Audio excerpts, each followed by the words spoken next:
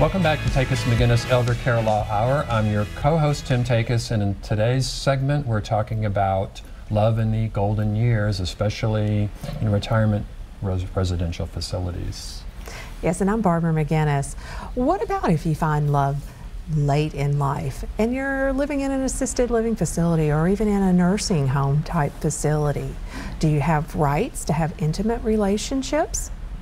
If you're married and your spouse is living in that facility, do you have rights to those relationships? What about the family dynamics? Lots of issues related to this.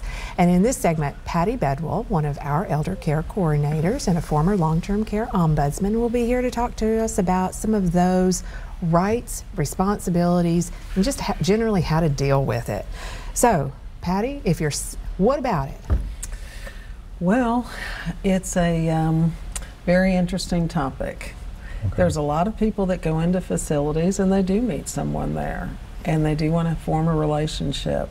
A lot of it really does depend on the mental clarity of the people. If there's no dementia involved, then the facility's obligation is to support that and to provide those people with private space and time, and also let the staff know, don't snicker, and all those things. Don't revert back to a junior high school and talk about how cute the little couple are. Just treat them as you would anyone else. Yeah, they're older adults and they're entitled to having, as long as they have capacity. Neither person is exploiting the other, or that's exactly right. Consensual relationship is really what it is. And it also promotes some harmony and some increases the quality of life for someone. Everyone likes to have someone right. special. Right.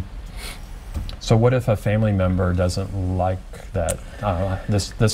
This man is hitting on my mother, and I don't like that, and I'm her power of attorney. Make them stop.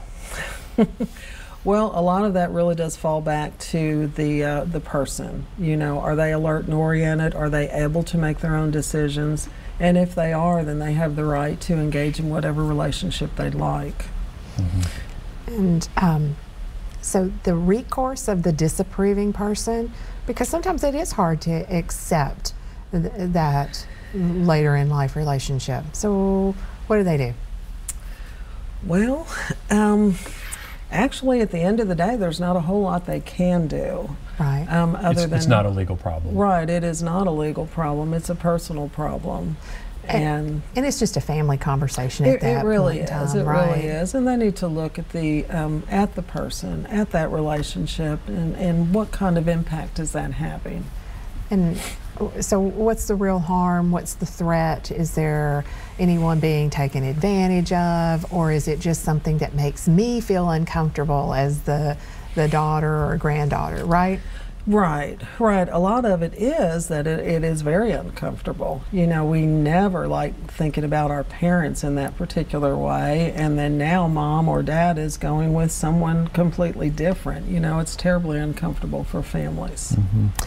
But in terms of the residents' right, they have the right to privacy, they have a right to relationships, they have a right to have their door locked if they want to have their door locked for a period of time. As long as what you said, there is capacity and a consensual relationship, no one's being taken advantage of. That's exactly right. Yeah. That's so exactly if we right. have a person that has a dementia diagnosis that might be problematic, just because they have a diagnosis doesn't mean they lack capacity. I know there's still a misunderstanding about that, but that's kind of a gray area, isn't it? It really is, and it does fall back to the person themselves. And it also, you need to look at the type of relationship they're engaging in. Do they just like the company of this other person? Do they sit beside them? Do they hold hands? Are they going for a more physical relationship? Physical relationships with people with dementia, get a little dicey sometimes. So you do have to watch out for that. And a lot of it, again, if you're talking about someone with dementia, the power of attorney does have a little more authority, and also the facility needs to watch and, see how that person is reacting. Is this a positive impact on their life? Is this a negative thing? So there's really a lot of factors to consider, and each situation needs to be viewed individually because there's not a set of rules that fits all situations. I could see how that becomes really difficult with someone earlier stages of dementia where they still have capacity, they still make decisions, but we know the trajectory of that illness. Right. And Right. at some point in time, they may not remember this newfound friend.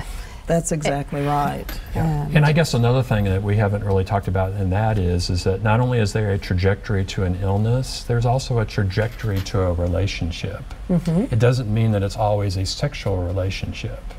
Correct, correct. A lot of times people just like to be around someone that's a little like them, you know, and that's why oftentimes spouses have a difficult time, you know, seeing their spouse enjoying the company of someone else a little bit more. But they're on the same level. Their levels are a little different, and so they meet there. It's always good. It's always good to have a friend, right? It is. It is. So even if you're married, my spouse lives in the community, I'm in the facility, and I'm developing a friendship with someone or relationship with a person of a romantic relationship. Well, the easiest way to answer that, I'll just give an example, just a story. I had a gentleman with dementia. His wife did not want him involved in a relationship. And she finally decided, I'll let you know when I'm coming, and you keep them away from one another, and when I'm not here, you know, make my husband happy. Right. Patty, thanks for being here today. Okay, now I'm Tim Takacs, and for more information about the organizations and the resources mentioned on today's show, please visit our website at tn-elderlaw.com and click on the News Hour tab. Be sure to tune in again next time for more candid discussions about challenges created by aging, disability, and unexpected illness. See you next time.